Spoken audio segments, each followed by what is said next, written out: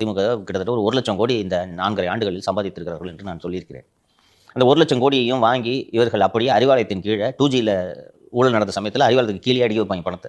அதுபோல இவர்கள் இப்போதெல்லாம் அடுக்கி வைக்க மாட்டார்கள். அமலாக்கத்துறையெல்லாம் எந்த நேரம் வேண்டுமானாலும் வரும் என்பது தெரியும். அதனால இந்த பணம் எல்லாம் உடனடியாக வெளிநாட்டுக்கு அனுப்பப்படுகிறது. இந்த 1,00,000 கோடி சம்பாதிச்சிருக்காங்க. 1,00,000 கோடி இவங்களே மாப்பிள்ளையே வந்து வீட்டில் சித்தஞ்சன் சாலையில் அடுக்கி வைக்க முடியாது. ஸோ அதை இது போன்ற கல்லூரிகளில் கொடுத்து தான் மணி லாண்டரிங் செய்கிறார்கள் என்பது எல்லோருக்கும் தெரிந்த விஷயம். இது ஒன்றும் பெரிய கம்பசூத்திரம் இல்லை.